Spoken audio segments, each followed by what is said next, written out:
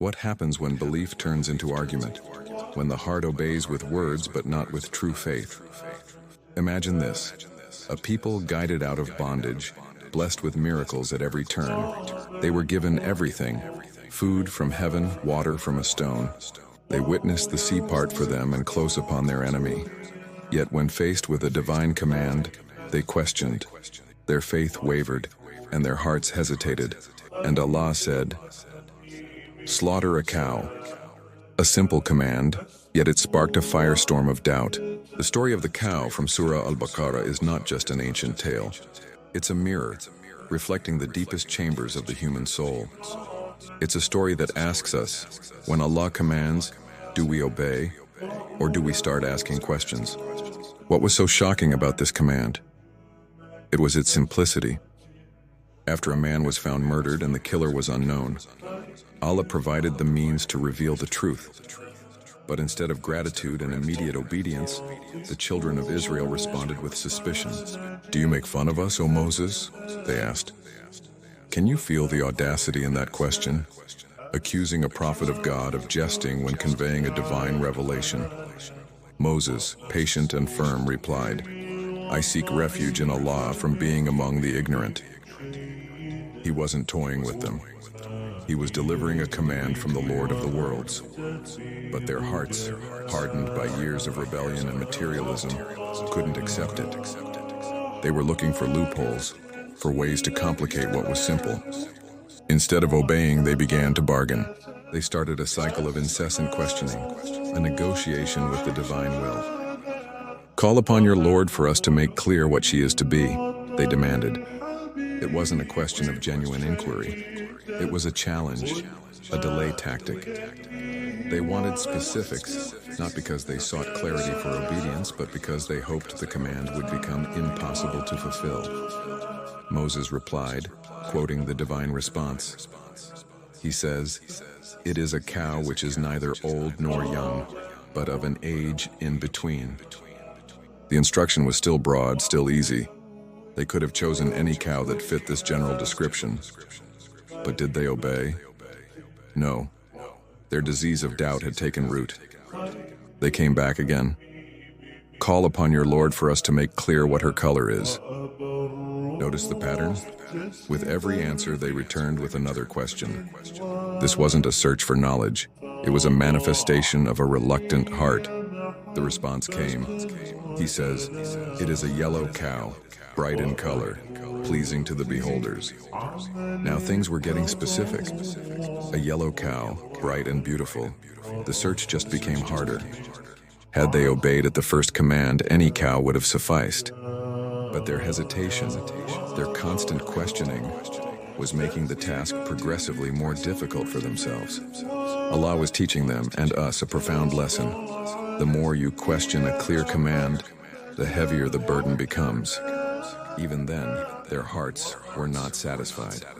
They returned a third time, claiming confusion. "Indeed, cows look alike to us. Cows look. And indeed, if Allah wills, we will be guided." It was a faint admission of need, but still wrapped in the arrogance of their earlier questioning. The final, most specific instruction was delivered. It had to be a cow that was not trained to plow the land or water the fields, one with no blemish. After a long and difficult search, they finally found the one cow that met all these increasingly narrow criteria. The price was exorbitant, but they had no choice. They had cornered themselves with their own questions. And as the Qur'an states so powerfully, so they slaughtered her, but they could hardly do it. They obeyed in the end, but their hearts were not in it. The act was performed unwillingly, a mechanical motion devoid of the spirit of submission. So what was the point of it all? It wasn't really about the cow. The cow was merely a symbol, a test. The real lesson was about the state of the heart. It was about a heart that doubts every command, that seeks complexity and simplicity, that prioritizes its own logic over divine wisdom. The cow became a vessel to expose the disease within them. Think about it. The more they questioned, the heavier the test became. Allah could have given them all the specifics from the very beginning, but He didn't. He gave them a simple command to see if they would trust and obey.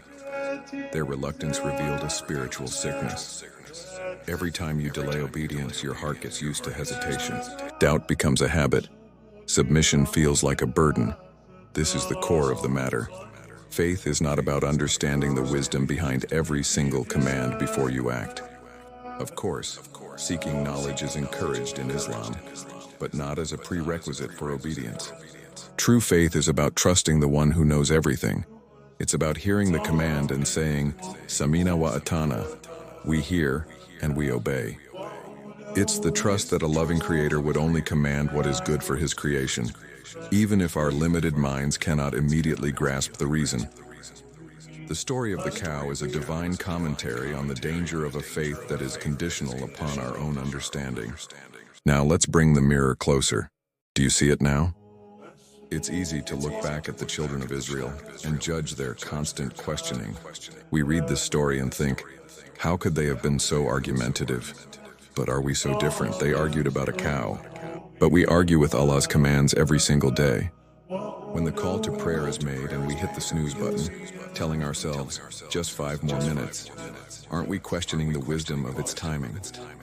When we scroll endlessly through our phones, chasing fleeting worldly distractions instead of opening the Qur'an, aren't we prioritizing our desires over divine guidance? We question the wisdom of prayer, wondering if it really makes a difference. We debate the rules of modesty, trying to find modern interpretations that suit our lifestyle. We grow impatient with destiny, questioning why Allah has decreed certain hardships for us. We bargain with the commands related to our finances, our relationships, and our character. Each time we say, I'll do it later, or, is this really necessary? Or, what's the harm in this little thing? That is the voice of the reluctant heart. It is the echo of what kind of cow ringing through the centuries. Every delay, every excuse, every piece of internal negotiation is a sign.